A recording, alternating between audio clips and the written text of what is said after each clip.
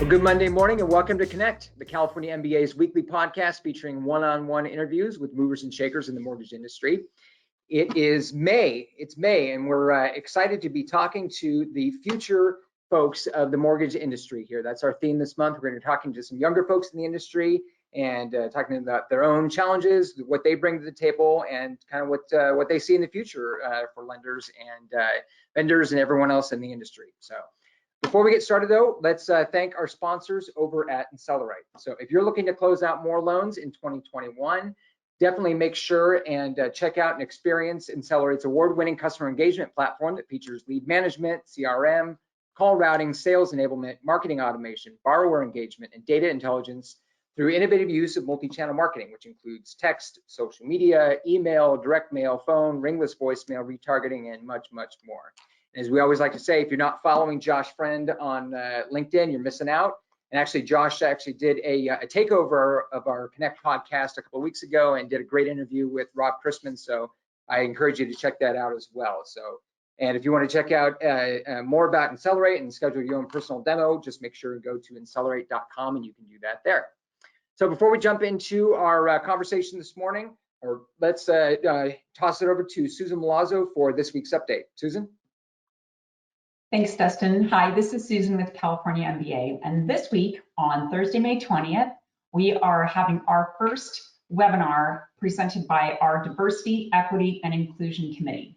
Listen, lead, and learn. Join this conversation to learn what diversity, equity, and inclusion means to the people that are working in and around the mortgage industry. These webinars are designed to provide information to companies that are looking to either develop or enhance their DE&I initiatives. We have a great lineup of speakers that are willing to share their insights on this important topic. We'll be welcoming Mary Mibia with Flagstar Bank, Lynn Cook, Optify Now, Janelle Namobi from Namobi Law Group, and Michael Godoti with American Pacific Mortgage, and of course, Ian Rambaran from Kleindienst, who is also chair of our Diversity, Equity, and Inclusion Committee. Very excited to be launching this new initiative. The webinar is free to anyone in the industry, so I encourage you to register and join us on the 20th. Back to you, Dustin. All right, thanks, Susan. And one more thing before we jump into the conversation here, I want to make sure and encourage everyone, if you haven't already, make sure and go to mortgageinnovators.com and check out our new site there. We just recently launched it at the Mortgage Innovators Conference, and it is chock full of great content and it's stuff that's helpful for brand new LOs who don't know what they don't know to top of the industry CTOs and CIOs who are looking to add to their tech stack. Just kind of want to check out what's out there as far as trends and analysis in the industry. And if you're a company in this space, in the innovation space, and you've got some great content to share, make sure and connect with us, and we will do what we can to get your content on the site. You don't have to be a member of the association. You don't have to be a sponsor of the site, which, by the way, there's great opportunities there as well. We're looking for great content because we're education first, and we're there to demystify some of the confusing things about the mortgage industry. Anyone who's been in this industry for long enough has about 1,500 acronyms memorized in their head. So we're trying to short circuit that and give you some great content. So make sure and check that out. All right, with that out of the way, let's introduce and welcome our guest today, Maggie Mae, Director of Product Management at Top of Mind. Welcome, Maggie. Hello, thank you. It's great to be here. Yeah, excited to have you join Connect this morning. So let's start from the beginning. For those who don't know you very well, what's your background? What's your backstory for those who don't know you, and what's led you to your current role there at Top of Mind? Yeah, sure. So I love my backstory. I think it's a lot of fun. When I was just out of high school, I had met this woman who seemed like her life was amazing. She was like always home, and she was having happy hour, and she was making great money. This is in 2005, and I'm like, what do you do for a living? I have to know because I want this life. And that just speaks to the freedom that the mortgage industry allows you to really set your own schedule. So I found out she was a mortgage advisor. 2005, it's peak of the market. I'm trying to I've got to break into this industry, and I'm just incessantly looking, will anyone, let me just come into your office? I'll work for you for free. I have to know, So I did end up aligning myself with a mortgage broker just through that, that sense of hustle that our industry just so rewards. And so I started as a junior LO and actually had just this knack for marketing. And so what I ended up doing for that originator was bringing in a lot of leads and not closing any at all. So After all that. so I quickly learned that sales was not for me, but marketing was. And then, of course, as we all know, the collapse occurred. We were absorbed by a larger bank. Many people were tying their small boats to the larger bank boats at that time. And then I just have been following my passion ever since then and found myself quickly moving into marketing automation and then ultimately technology, which is where I serve at top of my networks in a technology role. Yeah. So I'm curious, it's funny you mentioned sort of starting your career almost as the market had peaked and was, we were right on the cusp of the 2007, 2008 collapse there. How did that, sort of just getting your career started, how did that, going through that debacle, how did that shape and impact your experience? And it's a credit to you that you're still in the industry now and that you didn't, abandon ship, to use your nautical metaphors there. How did that shape your experience?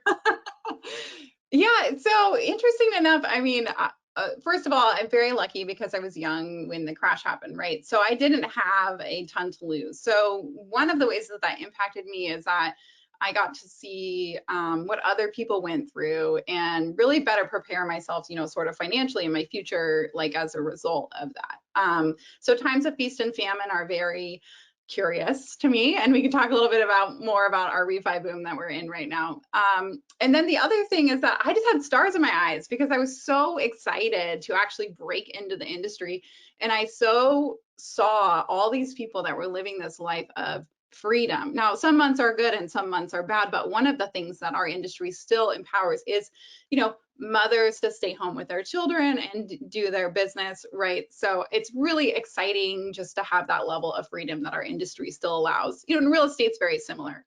You really get to set your own hours and be your own boss. And even still in the face of all the consumer direct stuff that we're working through, and we can talk about that too, we still have that sense of freedom, which is really nice. Yeah, that's a great outlook. That's a great outlook. That's one that you don't often hear, but you're right. That does the industry does provide that sense of freedom and the opportunity. I think that you're kind of hitting on there. The opportunity to sort of make your own career, build your own career. You're not, in many ways, you're not limited by anything other than your own ambition, your own talent and drive. So I think I think you're right on there. Absolutely. So speaking of that, what has been, to this point at least, what has been sort of the toughest obstacle to overcome and why in your career? So certainly I would say early on my youth, early on in my early 20s, starting out in this industry, people did not want to take financial advice from, a 22-year-old at a peak of a financial crisis. So that really can only be conquered by professionalism and education. So that's certainly one. And then I would say really just it's yourself against yourself every single day. And everyone comes with their own life experience that does leave you with some limitations. So really, just doing the work and digging in and getting to know your own triggers and then just working through those so that you can serve people better. Because ultimately that's the business that we're in, is the business of service, no matter if you're a vendor or an originator. And you really can't serve people if you're, getting triggered because, I don't know, your current borrower reminds you of your dad, right?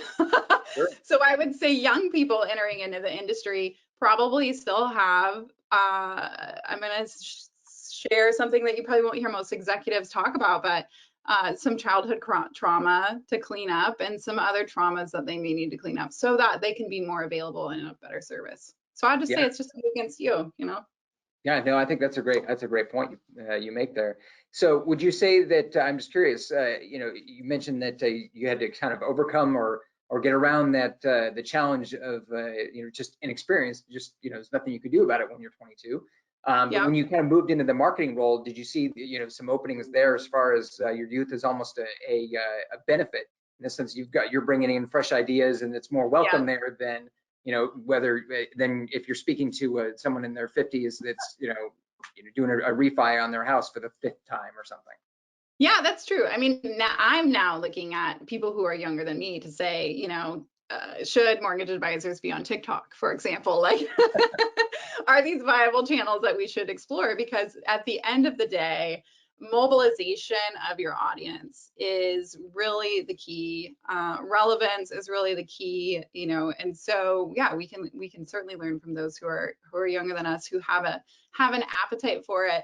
And one of the great things about our industry that still stands is that it's still a relationship industry, and keeping in touch with people is really, really straightforward. You know, it's tough to automate, which makes some of our jobs difficult and exciting. But really, it's a relationship game still, which is nice. You know, you can always fall back on the basics, you know, so that's helpful. Right. No, and I think to your point, I mean, you always, it seems like every year, every 6 months, there's an article, whether it's in Housing Wire or one of the other trade publications, about is the LO going to be, you know, automated out of existence? And, Yeah. you know, the answer is always no, they're not, because to your point, it is a relationship business. And, you know, even if you get the most, you know, most highly automated system when it comes to customer engagement, all that really does is free up the LO to do the really tough stuff and really, you know, focus on that relationship building and engagement, and not be bogged down by paperwork. Yeah, that's exactly what technology should be doing for you. It should be empowering you and enabling you to make your phone calls that you need to make, to show up to the events that you need to show up to, you know, tell your story. That's another really place where you can stand and expand and reach people, is through storytelling. And so those are things that really can't be automated. Yeah. Well, I mean, I didn't put this in the questions, but I know that you know, you guys are big on storytelling there. You know, give the audience sort of the pitch on the importance of storytelling for lenders. Yeah, so thanks for that. So storytelling really is relatability. And if you're not relatable, then you can't be connected with. And if you can't be connected to, you can't be trusted. And that's still the business that we're in. We're still in a business of trust. So telling somebody facts doesn't actually make them move. So give you an example. A fact could be that rates have dropped by 0.5%. That's a fact. That's something that us in the industry are really excited about. But what does that actually mean? Does that mean that refinancing your mortgage will account for the same, basically get you a car, because you're saving a car payment. You're saving $250 a month, which is, you know, frees you up to go get that car that you wanted to get, or frees you up to really make that investment in your child's future that you wanted to, or add to your 401k because you really are feeling like you need to be more aggressive in your savings. That's storytelling. The fact is, rates dropped 0.5 point. Not interesting. Yeah, no, I think, and to sort of to add on to that, I mean, home buying and refinancing, those are always, you know, the biggest transactions you're ever going to make, and they are emotional. As much as you can, as the consumer can try to be objective about it and, you know, fact-based, when it comes down to it, it is absolutely an emotional decision, or at least there's emotion involved in the decision, and you can't really separate that from the transaction itself. Yeah, I will just expand on that point there a little bit. We do well to know that they're emotional transactions, and not the other way around. Like, not to think about that they're logical transactions and there's some emotion in there. Like, no, they're emotional transactions and there's some logic in there.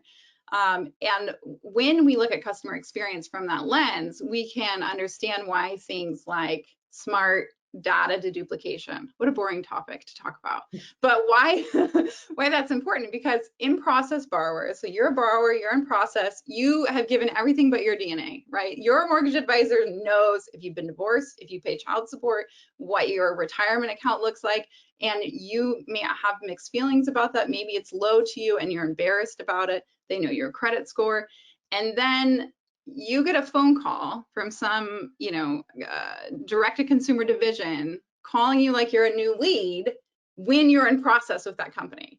Yeah. And like, that can't happen. That can't happen. And so that's where automation, when it's not done in the right way, can really actually do the opposite. What we're trying to do is empower, but it can make a borrower feel like, you don't know that I'm in process with your company, you know. So those are the types of problems that we solve. Absolutely, absolutely. So we talked about sort of the biggest obstacle you've had to overcome. What's been the biggest success for you in the industry? Oh my gosh, it's been such an exciting year. I'm laughing because I'm like, Great. That's the wait. best spin that I've heard as far as the last year. Oh my gosh, if you aren't loving being in the lending industry this year, you are not paying attention. That's right. Yeah, what excites me is those types of stories that I just shared about creating exceptional borrower experiences. And because the consumer experience is always ahead of what we are adapting to as business professionals, that's what always keeps it interesting and exciting. So I'm most proud of our we've created in the last year an ability for wholesale lenders to be networked to their brokers and for mortgage advisors to be networked to their agents so that both people can see the transaction and the deal status in real time. And that's really exciting because what that means is that an agent doesn't have to call the lender and say, what's the status, what's the status, what's the status, right? They can just log in and see the status. And same thing for our wholesale divisions. Brokers can just log in and they can just see, which is really exciting, And I think consumers always push us in the direction of transparency, and we're seeing that in B2B environments now. Yeah. So is that the latest product or initiative you're working on top of mind, or do you have something else up your sleeve you're working on? Yeah, I would say we're continuing to explore and support wholesale as a vertical and really empower our brokers and our wholesale lenders to do business, smarter, better, faster, and to help them create an exceptional borrower experience. Because what the broker doesn't want is the wholesale lender on their marketing materials, and the wholesale lender doesn't want to be on them either. And so, insulating the broker to be able to have that and also access those materials is really exciting and see the transaction process. For agents, It's their own brand too and build their own brand too. Yeah, which is huge. And to that end, one of the other things that we just released is video in the platform. And just so important, again, we're in an interesting time right now. They can use TikTok, right? Yeah, brokers on TikTok. Nothing scary about that at all. They're already there. So, we're in an interesting time. And so making that personal connection is more important than ever. So, all those are features, right? What I shared with you. But the punchline is just continue to empower that personal connection and make exceptional borrower experiences, because that's what's so important. We want to make our lenders look good, bottom line. Right on, right. So switching gears a little bit, obviously the last year or so, to say the work environment has changed a bit, is putting it mildly. But do you think just in the past couple of years and kind of looking ahead, do you think that industry firms are doing more to adapt to that Gen X and millennial workforce that is now sort of becoming the core and the bulk of the workforce in the industry right now? And I guess, further to that, what advice would you have to a company who maybe is a bit behind the ball when it comes to that and is looking to get younger, and they say to you, Maggie, what do we do? How do I get younger? And how do I encourage folks to, join the company who are, younger in that Gen X and millennial range? Yeah, thank you so much for that question. I am really proud of our industry. I think the industry moved faster and got younger at a breakneck speed. So, some of the things that have come out, of course, are these wonderful portals that track and collect documents in real time. There's a couple of key players in the industry that do that have been really leaps and bounds in the last year. And I would say, remote signings, consumers have been begging, like, can I please DocuSign, right? for years. And so, better for worse, this last year really pushed lenders to adopt some of those technologies. So I would say, as an industry, we're actually getting younger all the time. And I'm really proud, really proud. Yeah, no, I can totally attest to that. Having been here, at least at the California MBA since 2004, it has changed dramatically just in the time I've been here. And I think a lot of it too has been the tech firms have really pushed, I think, lenders to get younger, in part because the democratization of knowledge has just I think, completely changed things. Instead of having the one or two loan officers that have all the knowledge, all that special wisdom and knowledge, and it's kind of locked up, and they've got the monopoly on it. Now, I mean, that knowledge is out there. It's out there. If you want to find it, you can find it on how to be a great LO. And even if you don't necessarily have those skills built in, you're not a natural salesperson. Now there are so many firms like Top of Mind that help these LOs do a better job and do stuff that they couldn't do on their own. Thank you. Yeah, and I would say that, salespeople by nature are very generous. They're very generous. I'm sure you're in a couple of, Facebook groups and other online communities. I am, and people are always sharing their tips and their tricks, and even just right down to the scripts. Like, hey, my, agent asked me this. What do I say? And people are very generous in sharing knowledge, and those platforms have accelerated the exchange of knowledge at an incredible speed. For companies who are looking to get younger, I would say something that you can take on right away is response rates.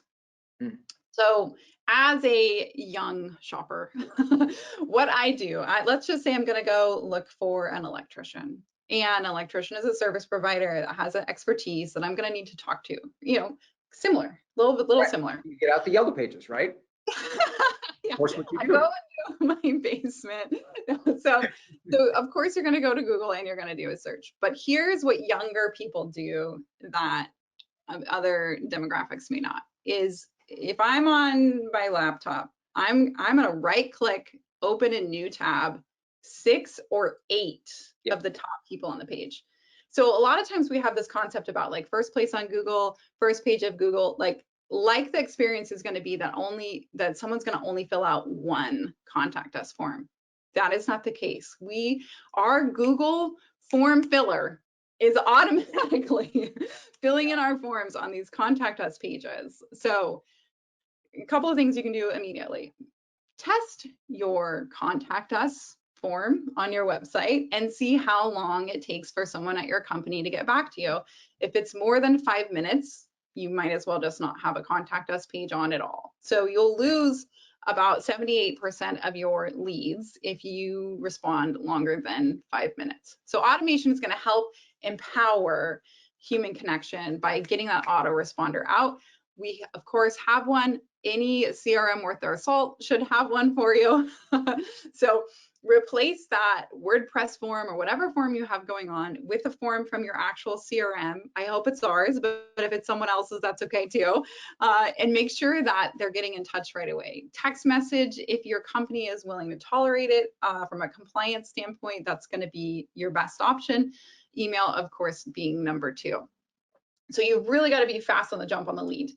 There's other, you may introduce chat. That's like a next level, but if you're working at breakneck speed, then having that chat widget. It's just like, we just have to put our consumer hat on. If you have a question, when do you want the answer? In 4 hours, tomorrow? No. Right now. Right now. I get my Amazon deliveries next day, same day. 2 days is an eternity at this point, right? So, and that is not going to cost you anything extra. It's not an additional technology solution. Just connect that autoresponder up, and you'll be able to track that back to dollars and cents. Yeah, no, I think it makes a lot of sense. In part because, it is in some ways a terrifying thought that the moment someone hits your, their submit button on your contact us form, you're right. I mean, the clock starts, and I mean, to your point, you got 5 minutes or less to get back to them, or to your point again, you may as well not at all. You've lost the sale, and I mean, it's harsh. It's gone. It's a harsh thing to say, but it's the truth, because I've already gone on to 3 or 4 websites and submitted the same form. Like, that's what's happening. They're not just submitting just your form. And so companies spend 5 figures on their website and 5 figures on SEO consultants to get on the first page of Google, and they have a contact us forms that takes 2 days to get an answer. It's tough. You gotta be faster. You gotta be faster. 100%. So what would you say as a younger person in the industry? What's the biggest strength if I'm a CEO and I'm looking to hire more a younger workforce? what's the biggest strength that younger folks bring to the table? If I'm hearing in my ears, I'm hearing from my other maybe older executives who are saying, I mean, what do they bring to the table? What do you say? What's Maggie Mae say as far as the strength that younger people bring? I would say, a couple of things that money can't buy is energy and optimism. So young people coming into the industry, they are hungry and they have fresh eyes and they're eager to learn and to take new things on and to work hard. So if you are looking to help the next generation, to help our industry, become better lenders, and I would say, hire younger people, because they will listen, they will be coached, they will take on that homework, they will read that book that you recommended. So I would say that fresh energy, bringing that into your organization is really not quantifiable, because it's contagious. When I came into the office with a big smile on my face while the market was melting down, people were confused and also were curious. But it helps. Read the papers? Did you see, you've been watching the news? Yeah, it helps. It helps. So, you want that freshness and that eagerness. And of course, they'll be more prone to technology, because they came out of they were born with a smartphone in their hand, right? Right. No, and I think to your point too, I mean, I think there's a lot of problem solving issues or benefits that younger folks bring to the industry. I mean, just in conversations I've had in the last year or so, especially on the tech side, it is amazing how many problems are being solved in the industry from people who were not, LOs, who were not, branch managers. They were completely in a different market segment, and they looked at what was going on here, whether it's in appraisal or somewhere in processing, underwriting, or at the top of the funnel, and they say, well, you guys stink at that. You can do a lot better, and I'm gonna just solve that problem for you. Something that's been sort of just an accepted part of the process for decades. Younger people see that and say, well, we can do better. How about we just fix that? Yeah, the willingness to problem solve and to go get information too is something that you see is more part of just a natural characteristic of younger generations, because that's what they do. That's what they're used to doing. They watch the YouTube tutorials, right? So true. Which sounds maybe crazy, but education is another industry that's getting shaken up, and it's not behind a barrier anymore. So as you were stating about all that knowledge being available, who's consuming it? Well, it's the younger generations at breakneck speed. Well, I have to, and as someone who has virtually every single car repair I've ever done has been thanks to a YouTube tutorial. I would be in a far worse place now than if I didn't have that. So we got just a couple more minutes here, and I want to close out with a question here, just keeping it fun here as we end. What's something about you that most colleagues wouldn't know? So something that most of my colleagues don't know is that before I entered into the mortgage industry, I was actually on the other side of it. I was a bill collector. And the way that I got people to pay their bills was through this natural charm that you see here, which was lots of laughing and positivity. And it was an interesting career. And I would recommend it to any young person, if you were looking at options and maybe mortgage isn't one of them, to go into some type of telemarketing position. One, because you can get in soon, and two, it will give you a lifetime of skills that you can fall back on. Yeah, those customer service skills, those don't go away, and those are applicable to just about every industry and every job. Yeah. Try to get somebody to pay, a 6-year-old medical bill, and then and then when you go into the other side of sales, it seems easy. That's a great way to look at it. That's a great way. All right, well, hey, thank you for joining us today on Connect. This has been fun. I think we could probably go on for another hour or so, but this has been great. Thanks for joining us. Oh yeah, thanks so much, Dustin. Really appreciate it. Yeah, and if you enjoyed the conversation, make sure and subscribe to us here on our YouTube channel. You can also find us on Spotify, SoundCloud, and Apple Podcasts. And we'll be back again next Monday morning for another episode of Connect. And we'll see you then. Here we go.